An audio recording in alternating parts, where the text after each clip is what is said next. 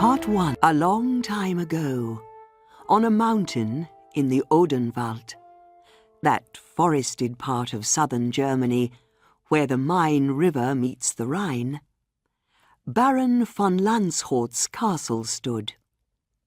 These days, nearly nothing is left of it.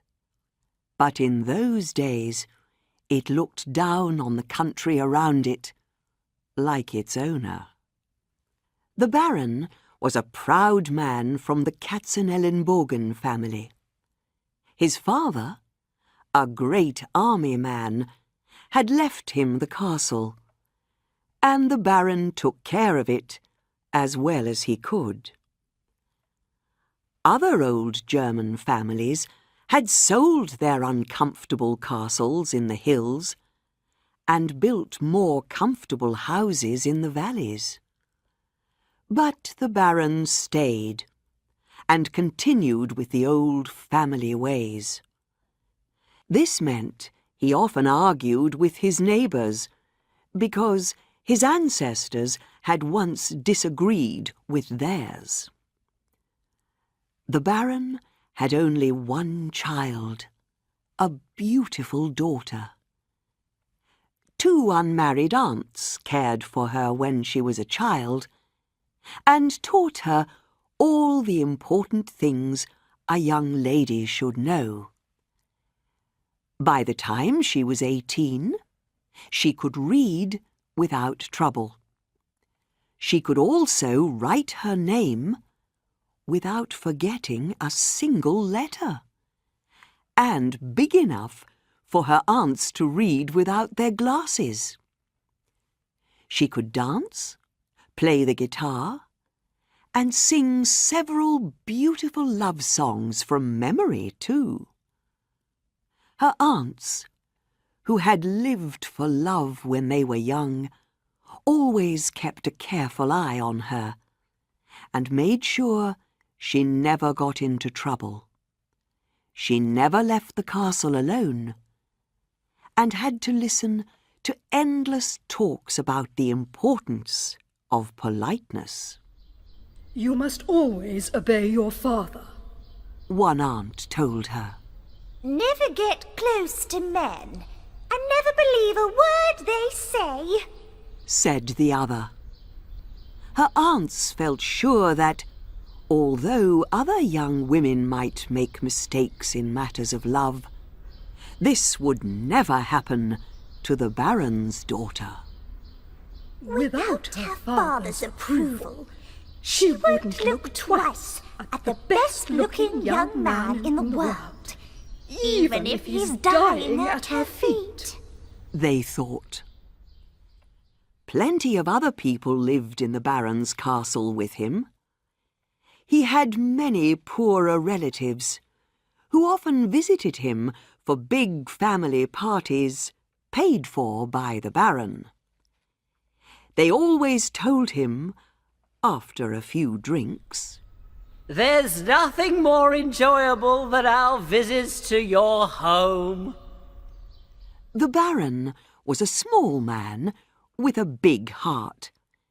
He loved telling stories about the brave old Katzenellenbogen fighters who stared down proudly from their pictures on the castle walls.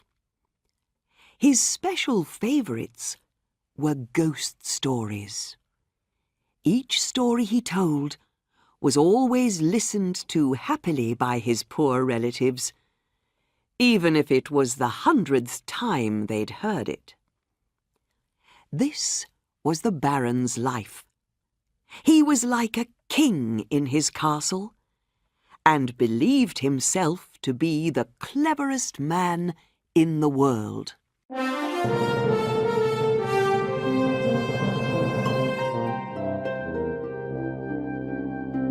On the day when my story begins, the Baron had planned a big party in the castle to celebrate the arrival of his daughter's future bridegroom. The Baron and a very grand old man from one of the finest families in Bavaria had decided to join their fortunes together by marrying their children to each other. Letters of great politeness were sent and replied to. Although they hadn't even seen each other, the young pair were engaged to be married, and the date for the wedding was decided. Young Count von Altenburg had left the army in order to come and fetch his bride from the Baron's castle. Earlier, he'd sent a letter from the nearest city, which the Baron had read with interest. Friday, Würzburg. Sir, I have some business to finish here in Würzburg, which has made me later than I planned. But I'll arrive soon. Von Altenburg. Now, everyone in the castle was making things ready for the young man's arrival.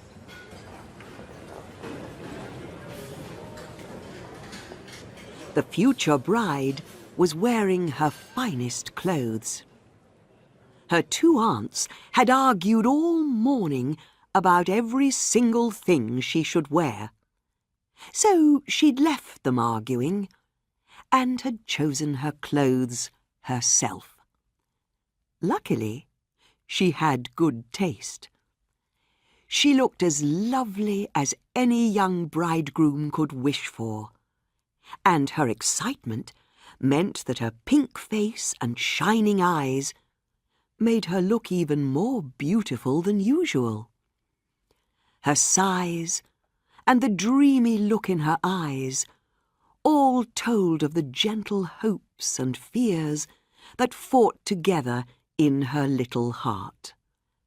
And now her aunts were at her side, telling her what to do and what to say to her lover when he arrived.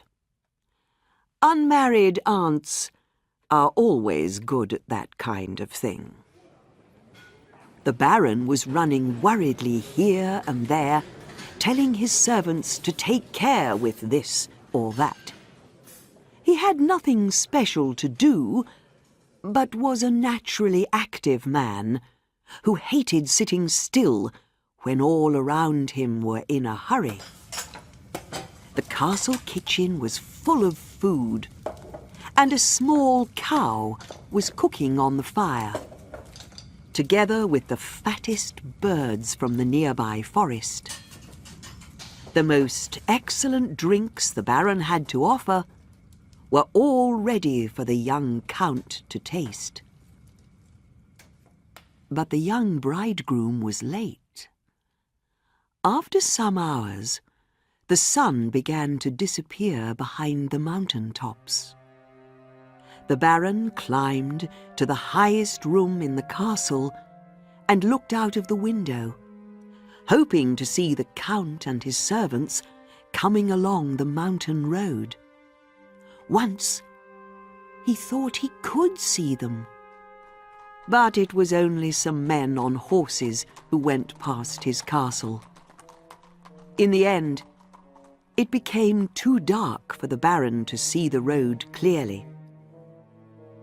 While all this was happening, in a different part of the Odenwald forest, two young men were riding along.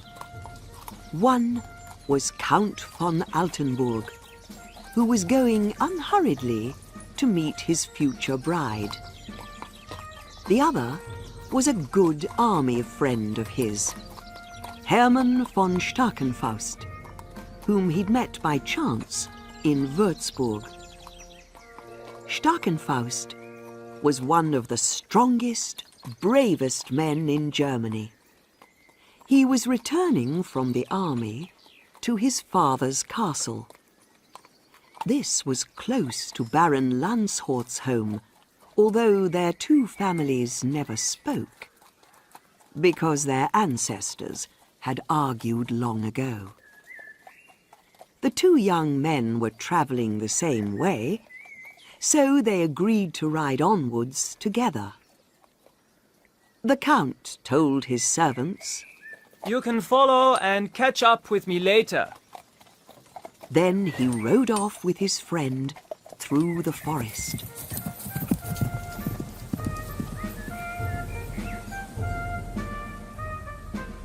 On the way, they first talked happily about their memories of army life. Then the Count became a little boring when he started speaking about his future bride. Everyone says she's so beautiful, and I'm really looking forward to married life, he said.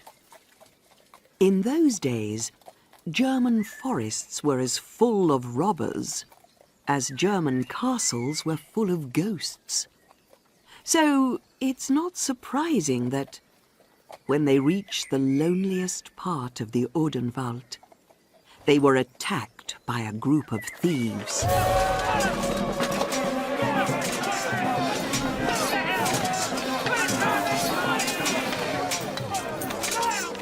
Both fought bravely, but soon they were losing the battle.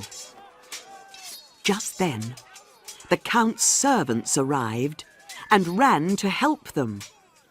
The criminals ran away. But before leaving, one of them pushed his knife deep into the Count's side, leaving him badly hurt on the forest floor. Slowly and carefully, his servants carried him back to the city of Würzburg.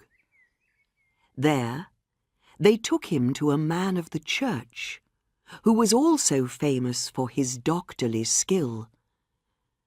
But it was too late for half of the man's skills to be of any use. No medicines could save the young Count now. He was dying. His last words were to the friend who stood at his bedside. Go at once to the castle of Landsort and explain why I couldn't come to meet my bride. He wasn't perhaps the most loving of lovers, but he was a serious young man, and asked Starkenfaust to give the sad news as nicely as possible. If you don't, I won't rest in my grave, he said. I'll do what you ask, Starkenfaust promised, giving the dying man his hand. The Count took it and held it for a while, but soon he became feverish and began talking crazily. I mustn't break my promise. I must ride to Landsort myself to meet my bride. He died while he was trying to get out of bed, run out of the door, and jump onto his horse. Starkenfaust cried a little over his friend's early death. Then he began to think of the difficult job he'd agreed to do. How can I visit the castle of my father's enemy unasked, bringing depressing news that will destroy his hopes and happiness? He said to himself. On the other hand, he was very interested in meeting this young Katzenelnbogen woman, whom people said was so beautiful, and who was kept locked away from the world in her father's castle. He loved beautiful women, and he enjoyed adventures. Before leaving Würzburg, he arranged for the Count's funeral to take place in the cathedral, where several of von Altenburg's relatives were buried. The rest he left to the young man's servants. Part 2. Now let's return to the Katzenelnbogen family, who were waiting for their guest and for their dinner. Night came, and still the Count hadn't arrived. Their dinner couldn't wait. The meats were nearly burnt. The cook was half worried to death. And everyone in the castle had hungry faces, like soldiers who hadn't eaten for months. In the end, the Baron gave orders for the meal to begin immediately. Everyone was just sitting down at the table when suddenly they heard the sound of a horn at the castle gate.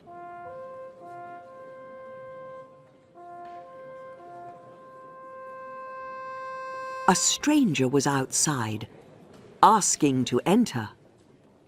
Quickly, the Baron went to welcome his future son-in-law. The gate opened, and the stranger, horn in hand, waited outside. He was a tall, fine-looking young man on a black horse. His face was pale, but he had shining, mysterious eyes and a look of proud sadness about him. The Baron was surprised to see he'd come alone, without any servants. At first, he felt annoyed. Doesn't that young man realize this is an important visit and an important family he is marrying into? But then he calmed down, saying to himself, His youthful excitement has made him hurry here before his servants. I'm sorry. began the stranger, getting down from his horse. To arrive like this at this hour. The Baron stopped him from saying more by welcoming him warmly and politely. He was proud of his own skill at speaking. Once or twice, the stranger tried to stop the river of fine words, but he couldn't. In the end, he just looked down at the ground and let it all wash over him. By the time the Baron had finished, they were deep inside the castle. Once more, the stranger tried to speak, but this time he was stopped by the arrival of the women of the family, bringing his nervous young bride to meet him. He stared at her for a moment, like a man in a dream.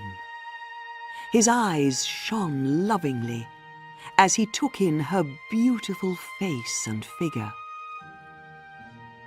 One of the unmarried aunts whispered something in the young woman's ear. She tried to speak, lifting her bright blue eyes from the ground to look at her bridegroom nervously. But the words died on her soft lips. Then she looked back at the floor, although there was now the ghost of a smile on her pretty face, showing she'd liked what she'd seen. Indeed, it was impossible for a young girl of 18, who often dreamt of love, not to be pleased by this good-looking young man. Because their guest had arrived so late, the Baron said, Let's leave all talk of the wedding until tomorrow. He at once invited the young man to join them at the long table in the great hall, where dinner waited for them. From the walls, the pictures of the Baron's hard-faced ancestors looked down on them as they ate. Next to them, there were old battle flags with lots of holes in them, several badly beaten bits of armor, and the heads of a number of wild animals from the nearby forest that different Katzenelnbogens had hunted, caught, and killed over the centuries. The young man didn't take much notice of the other dinner guests, and touched little of the fine meal. He seemed too busy with his bride to think of things like that. He spoke softly to her, in words that those sitting next to them found hard to catch. But a woman can always hear the soft, sweet voice of her lover. His seriousness and gentleness seemed to touch the young lady deeply, and she listened closely to all he said, sometimes smiling and sometimes serious. From time to time, she said something back to him, and when he wasn't looking at her, she watched him out of the corner of her eye and sighed happily. The two unmarried aunts, who both knew the mysteries of the heart well, told their neighbours at the table, We're sure the two of them fell in love the moment they met. The dinner went on happily. The Baron's poorer relatives ate hungrily, in the way that people with little money do after they've spent days walking in the mountains. The Baron told his best stories with great success. When it was a mystery story, his listeners were suitably surprised. And when it was amusing, they laughed in all the right places. Other cleverer relatives told even funnier stories, or whispered things in the ladies' ears that made it hard for them not to laugh. One very happy, round-faced man sang some not very polite songs that made the unmarried aunts' faces turn red. But instead of enjoying the fun of the party, the bridegroom looked a little out of place. His face became more miserable as the evening went on, and, strangely, the Baron's funny stories made him look even sadder. Sometimes he seemed to forget all around him. At other times, he looked round the hall with restless eyes that spoke of an uneasy heart. His conversations with his bride became more serious and mysterious. Her pretty face became clouded with worry, and she began to shake nervously at his words. The people sitting near them noticed. They couldn't understand why the bridegroom looked so miserable. But his coldness darkened the warm happiness of all around him. People began whispering to each other and shaking their heads. Songs and laughs died on people's lips, and there were uncomfortable silences in conversations. Then people began telling stories about ghosts and other wild figures of the night. Each story was more frightening than the one before it. In the end, the Baron made several ladies scream at the now very famous story of the Goblin Horseman. He told of how the strange, mannish thing on a black horse came quietly one dark midnight and took the beautiful Leonora, the only child of her mother and father, from her room, and how she was never seen again alive after that night. The bridegroom listened to this story with interest. Just before the Baron finished, the young man began to stand up. He grew taller and taller, until, to the Baron at his side, he seemed like a great mountain of a man standing over him. Immediately the story was finished, the young man sighed deeply and said goodbye to everyone. They were all surprised, and no one was more surprised than the Baron himself. Are you planning to leave at midnight? But everything's ready for you to stay with us tonight. Please, go to your room now, if you'd like to lie down. The stranger shook his head sadly, saying, I must lie in a different place tonight. There was something about this answer, and the way it was said, that made the Baron's heart stop for a second. But he pulled himself together and again warmly invited the young man to stay. The stranger shook his head silently. Waving goodbye to everyone, he walked slowly from the hall. The unmarried aunts sat as still as stones, and the bride began to cry. The Baron followed the stranger outside to where his black horse was waiting. As they stood at the castle entrance, the stranger turned and spoke to the Baron in a deep, loud voice, which the high roof above them made deeper and louder. Now we're alone, I'll tell you why I must go. I have business that cannot wait, which calls me away. Can't you send someone in your place? No, I must go myself. I have to be in Würzburg Cathedral. Yes, but not now. Tomorrow you'll take your bride and marry her there. No! Replied the stranger, 10 times more seriously than before. I'm not going to marry. Death is waiting. I'm a dead man. I was killed by robbers. My body lies in Würzburg. At midnight, they'll bury me. My grave is waiting. I mustn't be late.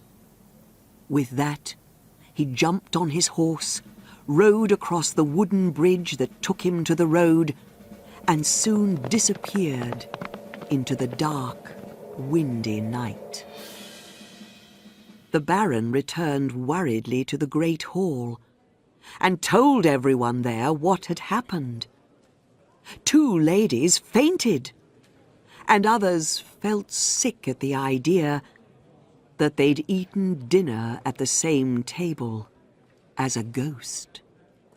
Some said, Perhaps he's the wild hunter. he's a famous ghostly figure in many old German stories. A tall, strong, larger-than-life fighter riding a black horse through the air at midnight. He often calls loudly to the group of noisy big black dogs around him. Their eyes always shine with red fire when they smell the warm meat of lonely travelers still out on the road after dark. The wild hunter hunts the living, and a crazy crowd of thin grey figures always dances after him. These are the ghosts of the newly dead, headless, armless, or legless, who moan and bleed helplessly as they're pulled by the hunter and his dogs through the endless night sky. Others disagreed with that idea. Perhaps he came out of the dark, rocky heart of a mountain, or from deep under the ground below an old tree in the forest. they said. Anyone who didn't really believe the bridegroom was a terrible ghost or goblin of some kind had to change their ideas the following day. Next morning, a letter arrived at the castle, explaining about the young count's murder and his funeral in Würzburg Cathedral. Part 3. The news of the count's death at the hands of robbers shocked everyone in the castle. The Baron locked himself away in his room. His guests, who'd come to celebrate with him, couldn't think of leaving him now in his time of trouble. They walked around the castle or met in the hall in groups, talking and shaking their heads. And they ate and drank more than ever to try and make themselves feel more cheerful. But for the bride, things were even worse. Just think of losing the man of your dreams before you've even taken him in your arms. And what a man he had been. The ghost of him was so polite and so fine-looking, she said to herself. and I'm sure when he was alive, he was even politer and finer than that. She filled the castle with her moans and sighs. On the second night after she'd met and lost the love of her life, she went to her room. One of her aunts, the fatter one, went with her. She didn't want the girl to sleep alone. This aunt, who was one of the best tellers of ghost stories in Germany, was telling one of her longest stories when she fell asleep in the middle of it. The room looked out on a garden. Lying in bed, the young woman watched the moon shining on the leaves of the tree that stood outside her window. As she listened, the bell of the castle clock sounded 12 times. It was midnight. Suddenly, she heard soft guitar music coming from the garden. She left her bed and went to the window. A tall figure stood below, among the shadows of the trees. It looked up at her, and just then, the silvery light of the moon shone down on it. She recognized the face. It was her ghostly bridegroom. Suddenly, she heard a loud scream in her ear. And her aunt, who'd woken up and followed her niece to the window, fell into her arms. When she looked down at the garden again, the ghost had disappeared.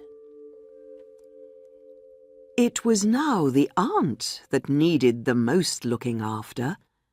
She was really terrified.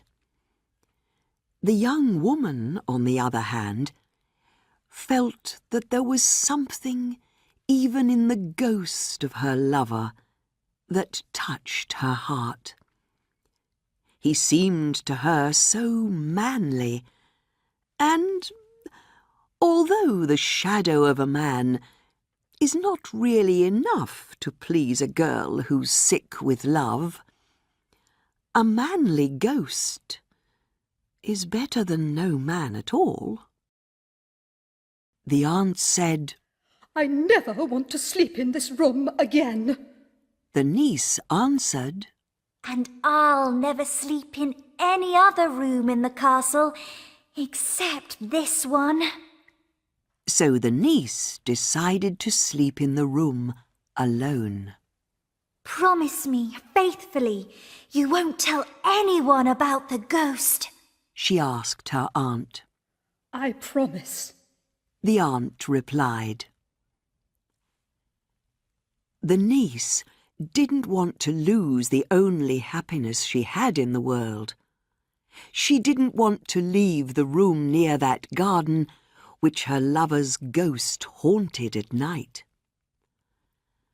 I'm not sure if the aunt kept her promise or not. She loved telling stories, and it's fun to be the first person who learns about a piece of news and can then inform others. People say she kept her promise for over 6 days.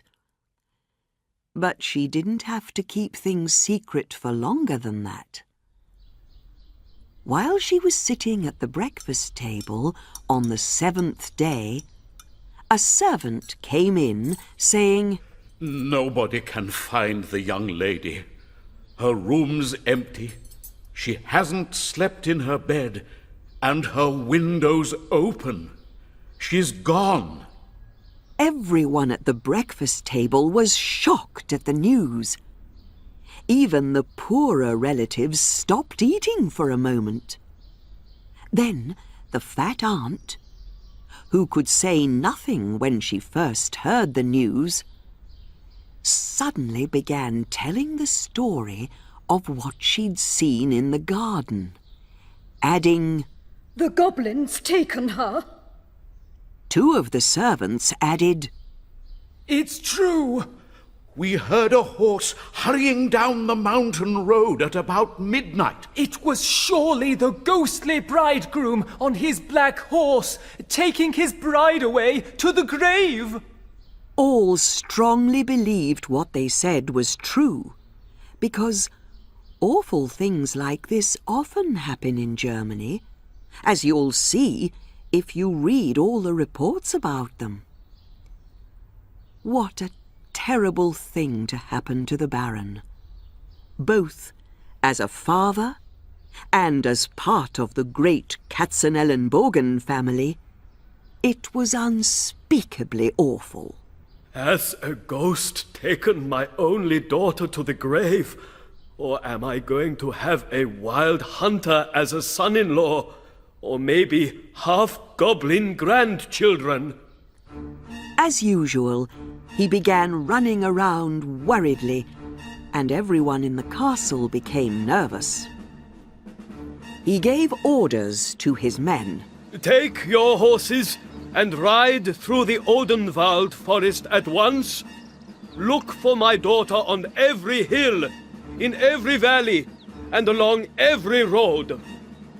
The Baron himself had just pulled on his boots and was ready to get on his horse's back when he saw something that made him stop. A young lady was riding towards the castle on a white horse, and a young man on a black horse was riding beside her. She rode up to the gate and jumped down from the horse. At once, she fell at the Baron's feet and put her arms round his legs. It was his lost daughter, and her friend was the ghostly bridegroom. The Baron was very surprised. He looked first at his daughter and then at the ghost, and almost couldn't believe his eyes. The ghost seemed in much better health since his visit to the land of the dead. His clothes were rich and fine, and he looked strong and manly in them. He was no longer white-faced and miserable. His face was pink and full of life, and happiness shone from his large brown eyes. The mystery was at an end. The young man, as I'm sure you've guessed already, introduced himself to the Baron as Hermann von Stackenfaust. He explained about his adventure with the young Count and told of how he'd hurried to the castle to bring the sad news, but that the Baron had stopped him speaking again and again. When I saw the bride, she won my heart, He went on. So I decided to stay for a while as the Count, in order to spend a few hours at her side. I was thinking about how I could say goodbye and go, when suddenly your story about the goblin, Baron, gave me the idea for the strange way in which I left. Because you and my father are enemies, I knew later visits of mine wouldn't meet with your approval. He added. So I came back in secret, haunting the garden below your daughter's window. There I met her, talked to her, won her heart, and carried her off with me to church, where we've just celebrated our wedding. Normally, the Baron was a hard man. He liked his daughter to obey him, and his ancestors' enemies were his enemies too. But he also loved his daughter, and he'd believed he would never see her again. Now, he was happy to see her alive. And although her husband was the son of his enemy, at least he wasn't a goblin. Young man, He began. I have to say, there's something not quite honest and true about the way you told me you were dead. But one of his friends, who was an old army man, said, Everything's fair in the name of love. Another old soldier added, Von Stackenfaust has recently been in the army, and what he's done needs to be seen in a different light because of that. So everything ended happily. The Baron told his daughter and son-in-law there and then, I'm ready to forget what's happened and to welcome you both into my home with open arms. everyone in the castle began celebrating again. The poor relatives made the young man's ears burn red with all the nice things they said to him. You're so brave. You're so kind. And so rich. The aunts, it was true, were a little shocked at the way their niece had forgotten so quickly everything that they'd tried to teach her. It was a serious mistake not to have metal bars put across her window, Said the thinner of the two, and her sister agreed. The fatter aunt was very annoyed. I can't tell my wonderful story of the ghost in the garden anymore, She thought. because the only ghost I've ever seen wasn't real after all. But the niece seemed very happy indeed to find out that her ghostly bridegroom was in fact a living husband in the end.